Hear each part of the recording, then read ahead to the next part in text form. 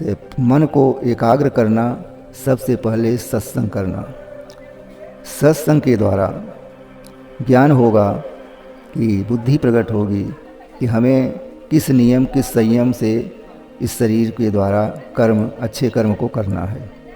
बड़े बड़े महापुरुष, बड़े बड़े सत्पुरुष, बड़े बड़े विद्वान, साहित्यकार, कथाकार, ये सब यही बताते हैं कि मन को एकाग्र करो, लेकिन एकाग्रता होती नहीं है। बहुत से मार्ग बताए गए हैं। योग क्रिया है, योगिक क्रिया के द्वारा मन को बस में किया जाता है। मन बस में नहीं होता, भावनाओं से मन को बस में किया जाता है।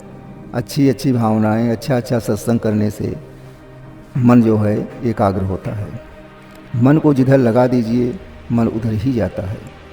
लेकिन ये तामसी शरीर जो है अच्छे कामों में जाने के लिए प्रेरित नहीं करता मन को, और गंदे कामों के लिए प्रेरित करता है। मन गंदे कामों में बड़े तेज़ी के साथ दौड़ता है।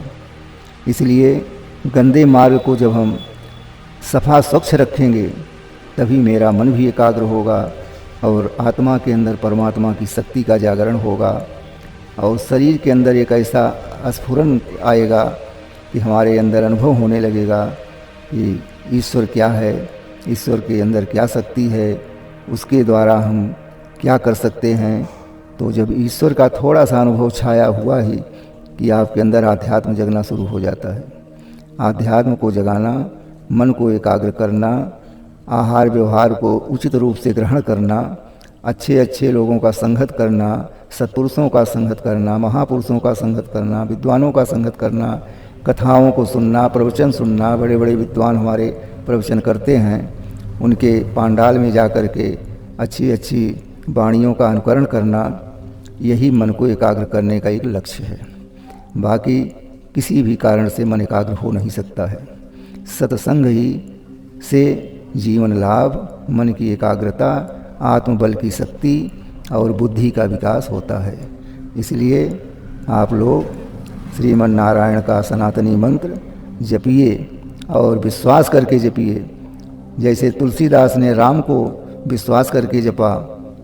उनसे लोगों ने पूछा कि राम ही से आपके लाभ है या किससे है, तो उन्होंने कहा कि मुझे तो केवल राम नाम ही से लाभ मिला है।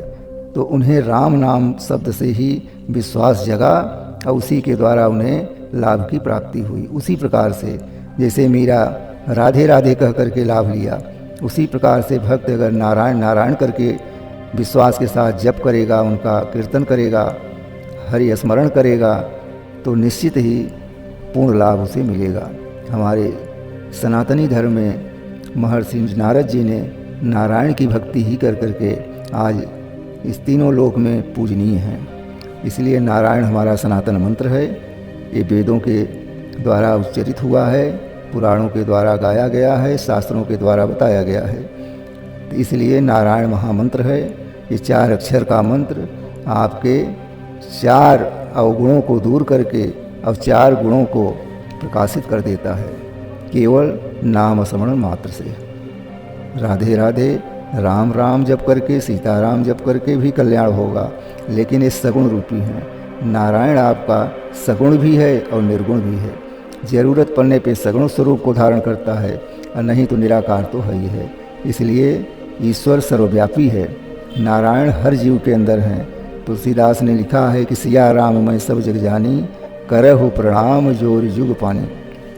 तो सब जीवों को आप ईश्वरमय देखिए। राम का मतलब है कि ईश्वरमय देखिए। तो जब आप सब में ईश्वर को देखेंगे तो नारायण की अनुभव प्राप्ति अवश्य होगी। इन्हीं शब्दों के साथ विराम। नारायण हरि नाम का कीर्तन अनवरत चलता रहता है तो जीव को शांति मिलती है और पूर्ण लाभ भी मिलता है। भक्त भक्ति भगवंत गुरु चतुर नाम प्रभु एक, इनके पद वंदन किए नासत विघ्न अनेस। इसलिए संतों का दर्शन, देवता मूर्तियों की दर्शन श्रद्धा भाव और विश्वास से ही लाभ प्राप्त होता है। श्रीमन नारायण।